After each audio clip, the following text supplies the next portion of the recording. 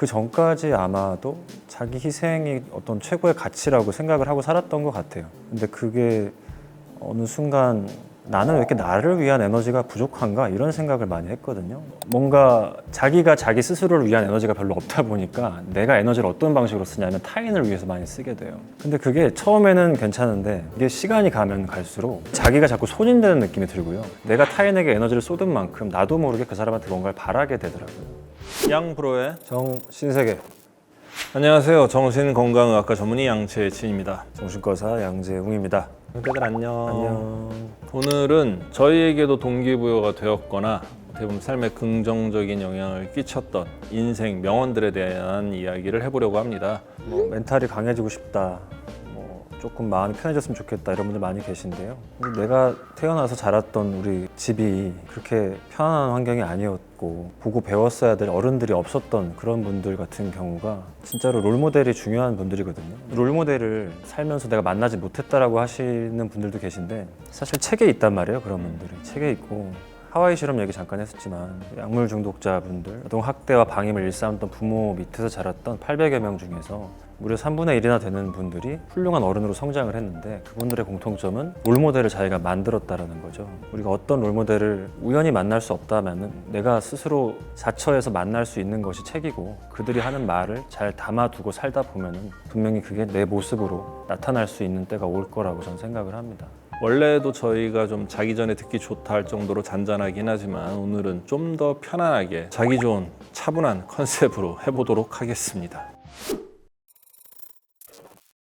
제가 여러분께 추천드리는 명언 3가지 말씀드리겠습니다. 일단 첫 번째는 저나 양재웅 원장의 연애, 결혼이라는 주제를 가지고 다룰 때마다 나오는 얘기죠. 오롯이 혼자 설 수 있어야 둘이 있어도 귀찮지 않고 혼자 있어도 외롭지 않다라는 이야기.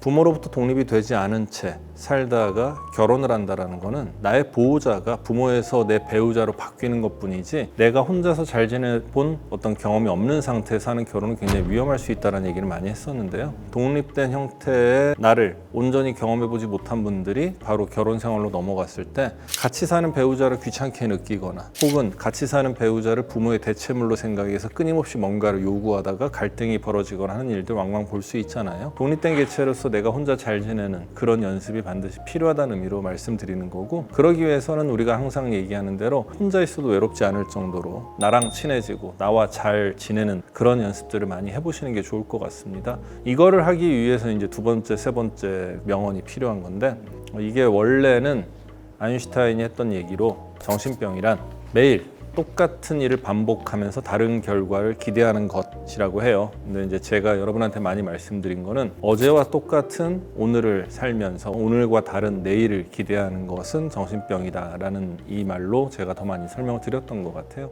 내가 오늘 당장 나의 어떤 삶의 패턴을 바꾸냐 바꾸지 않냐가 내일의 내가 결정이 된다는 거죠. 당연한 얘기 같은데 이거를 참 실천으로 옮기는 게 쉽지는 않단 말이에요. 어제와 똑같이 오늘도 늦게 일어나고 어영부영 했더니 해지고 있고 또 게임하다 봤더니 오늘 또 나를 샜고 그러면서 내일은 좀 더 괜찮은 내가 될 거야 라는 건 말이 안 되는 얘기죠. 당장 오늘부터 나의 기본적인 거, 수면이라든지 식사라든지 아주 작은 시간부터라도 어떤 나를 위한 투자를 시작하는 그런 행동의 변화가 있어야만 오늘보다는 좀 더 나은 내일의 내가 될 수 있고 또 내일의 변화가 좀 더 나은 모레의 나를 만들 수 있다는 거, 이게 이제 실천의 중요성을 얘기하는 것 같고요. 3번째 명언이 요한 볼프강 폰 괴테, 우리는 우리가 아는 것만 본다. 내가 얼마나 많은 경험을 하고 얼마나 많은 학습을 하고 많이 배우느냐에 따라서 내가 아는 게 많아지게 되어야만 내가 볼 수 있는 게 훨씬 더 많아진다는 거죠. 요거 같은 경우에는 내가 할 수 있는 게 별로 없다라든지 내가 어떻게 도전할 수 있는 분야가 별로 없다라는 얘기들을 하시는 분들한테 제가 주로 하는 얘기인데, 우리가 1층에 있으면 나의 시야는 정말로 요 코딱지만큼 요 앞에서 멈추게 되는데 내가 10층에 올라갔을 때 보이는 거, 20층에 올라갔을 때 보이는 게 점점 달라지거든요. 내가 아는 게 많아질수록 선택의 폭이 넓어지게 된다는 거, 그런 말씀 반복적으로 드립니다. 계속해서 내 입 밖으로 내면서 내 머릿속에 각인을 시켜놓으면 실천하려는 노력을 조금이라도 더 할 수 있게 되기 때문에 이 3가지 명언이 여러분 삶에 좀 더 도움이 됐으면 좋겠습니다.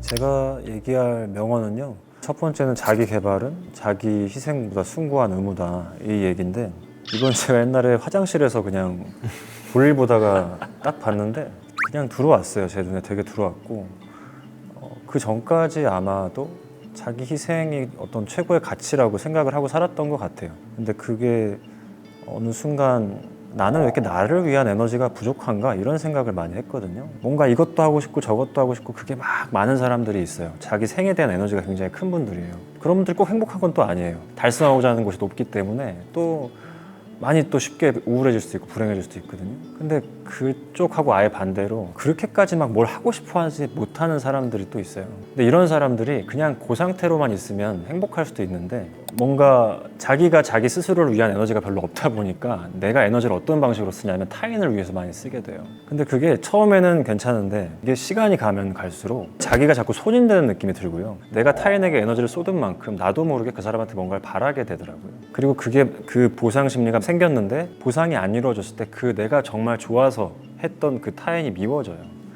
시작은 정말 좋은 마음이었으나 내가 내 스스로 에너지를 주지 못하고 나에게 주지 못하고 타인을 위해 쓰던 사람들이 그 타인들로 인해서 괴로워지는 순간들이 왔을 때 사실 한 번쯤 보셨으면 하는 구절입니다. 그래서 정말로 그런 분들이 계시다면 하셔야 될 거는 그 에너지를 나를 위해서 오롯이 써보는 걸 해보는 거예요. 내가 정말로 뭘 원하고 있고 뭘 하고 싶어 하고 그거를 위해 실제로 실행해보는 에너지를 써야 되고 누군가를 위해서 쓰는 에너지보다 훨씬 더 숭고할 수 있다라고 알고 가시면 좋을 것 같아요.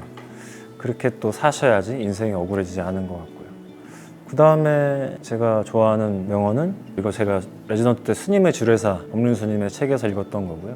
결혼은 혼자 살아도 외롭지 않고 같이 살아도 귀찮지 않을 때 해야 합니다 라고 이제 얘기를 하죠. 그러니까 불완전한 내가 난 너무 불완전해 하지만 저 사람을 만나면 완전해질 수 있을 거야 라는 기대를 가지고 하는 결혼이 가장 위험하다는 얘기를 해요. 이건 자기 수용의 관점이거든요. 나 지금 괜찮아 라고 할 수 있는 상태가 됐을 때 나 괜찮아 라고 할 수 있는 사람하고 같이 만나서 살 수 있다. 그게 결혼이다라는 얘기를 하는 거죠. 근데 많은 사람들이 자기가 혼자 막 불안하고 뭔가 혼자 있으면 부족하고 이러니까 그걸 채워 넣으려고 타인을 찾아요. 그게 사실 제일 위험할 수 있다라는 얘기를 저희가 여러 컨텐츠에서 드렸던 건데 그걸 처음에 이제 읽었던 게 이제 스님의 주례사라는 책이었습니다. 그 다음에 이제 세 번째하고 네 번째는 제가 같은 책이고요. 내가 알고 있는 걸 당신도 알게 된다면이라고 그 호스피스 병동에서 죽음을 앞두고 계신 할아버지 할머니들 인터뷰를 해가지고 논문까지 나왔던 그 책에서 제가 인용을 한 건데요. 누가 너에게 뭐 해볼래라고 할 때 넌 예스라고 대답하렴이라는 얘기를 할머니가 해줘요. 내가 뭔가 하고자 하는 욕구를 잘 아는 사람들 그리고 그게 강한 사람들은 도전도 되게 잘 많이 하는 것 같아요. 근데 그게 부족한 사람들은 뭐부터 해야 될지 잘 몰라요. 그리고 뭔가를 내가 도전했다가 실패하는 거에 대한 두려움이 굉장히 크거든요.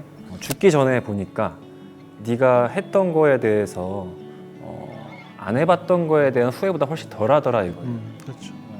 네가 안 해본 것들을 후회하지 되게 안 좋았다고 하더라도 그 시도에 대해서는 후회가 안 남다라는 거죠. 내가 뭐부터 어디서부터 해야 될지 모르겠는 분들은 누가 그냥 너한테 뭐 해볼래라고 하면 예스부터 해보는 거를 저는 일단은 권해드린다. 그래서 이거를 꼽았고요. 그 다음 명언은 이제 행복은 선택이다예요. 행복은 완벽한 환경에서 만들어지는 게 아니라 네 선택이다. 저는 이거를 어떤 식으로 지금 생각하고 살아가냐면 연구해 보시고 잘 알면 알수록 행복은 주어지는 게 절대 아니더라고요. 이 정도가 됐을 때 행복하겠지를 정말 많이 해보고 단기 목표도 삼아보고 목표 달성도 해보고 하면서 살아왔던 것 같은데 그거에서 절대로 행복해질 수는 없는 것 같아요.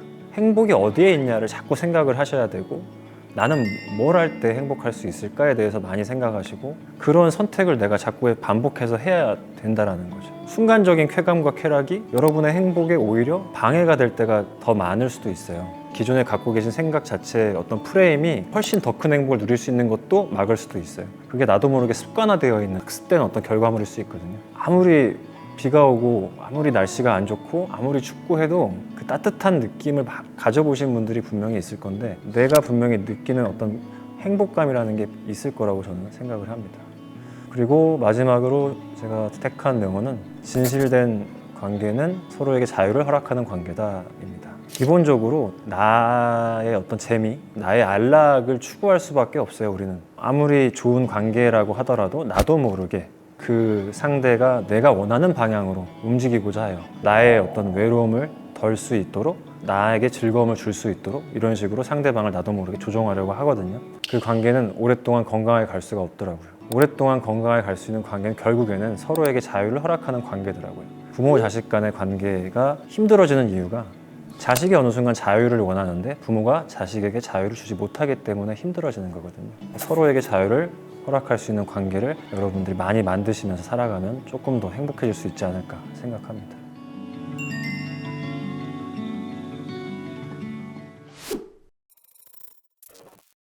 책 구절 혹은 명언들을 소개해드렸는데 아까 잠깐 얘기했지만 사실 진짜 중요한 거는 그 다음이죠. 독서를 하건 명언을 듣건 중요한 게 거기서 끝나면 안 된다는 거죠. 자기계발서를 좋아해서 보시는 분들의 특징은 자기계발서를 봤어요. 그럼 실천을 해야 되는데 또 봐. 그리고 또 봐. 그러다가 이제 지쳐. 그럼 이제 힐링 책을 찾아가서 또 힐링을 해. 이런 쳇바퀴 안에 빠져 있는 분들 꽤나 많이 봤거든요. 그래서 이런 독서를 하건 아니면 명언을 읽건 해서 나에게 영감을 주는 뭔가 글귀가 생겼다 혹은 어떤 롤모델이 생겼다. 그럼 그 다음부터는 실천이죠. 머리에 박아놓고 이거를 매 순간순간 나의 삶에서 대입하려고 하는 그 노력 자체가 나를 변화시키는 거지 알고 있다고 해서 절대 어떤 변화가 오지 않습니다. 머리로 아는 건 진짜 아는 게 아니라 행동으로 옮겨야 진짜 아는 거다라는 얘기를 말씀을 드리는 이유가 이거거든요. 예, 실제로 주변에서 명언을 실행하고 있는 사람과 교류하거나 조언자의 역할을 할 수 있는 사람을 곁에 두면은 우리가 조금 더 빨리 나를 수정해 나갈 수 있지 않을까 생각을 해봅니다. 보조자라고 우리가 얘기를 하는데 어렸을 때는 보통 애기들한테는 엄마가 그 역할을 해주거든요. 성인이 됐을 때는 그 엄마의 역할을 해줬던 사람이 사실은 내 내면으로 들어와 줘야 돼요. 그래서 혼자서 스스로를 위로해 줄 수도 있고 혼자서 스스로를 다그칠 수도 있고 이렇게 돼야 되는데 그 과정이 이제 훈련이 잘 되지 않으면 쉽진 않거든요. 그랬을 때 해줄 수 있는 게 이제 마인드 코치인 것 같아요. 저희가 말씀드렸던 내용들과 함께 추천드리고 싶은 서비스가 있는데요. 바로 인생의 긍정적인 변화는 필요한데 전문가의 도움이 필요한 분들을 위한 마인드 카페 코칭 서비스입니다. 마인드 카페 코칭 서비스는 전문 코칭 경력이 있으신 우리 코치님들이 상대방의 잠재력과 열정을 찾아서 원하는 목표에 도달할 수 있도록 도와주는 서비스입니다. 다른 기관에서 하는 것과 차별되는 점이 있는데 개인 대상 맞춤형 코칭을 해준다는 거예요.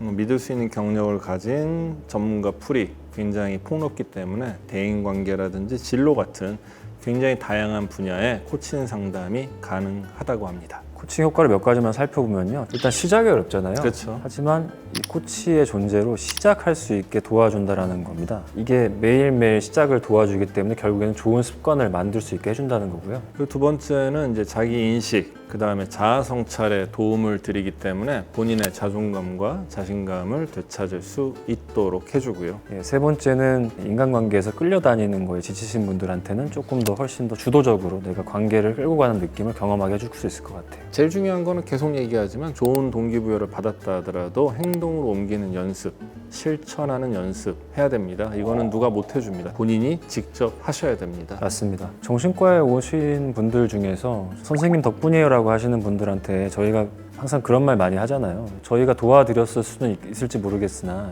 여기 계속해서 꾸준히 오신 거는 환자분이 하신 거다라는 얘기를 하는 것처럼 이것 또한 결국에는 나 스스로가 지켜야 되는 부분이기 때문에 도움받는다라는 생각보다는 내가 나와의 약속을 지킨 차원에서 접근을 하시는 게 좋을 것 같아요.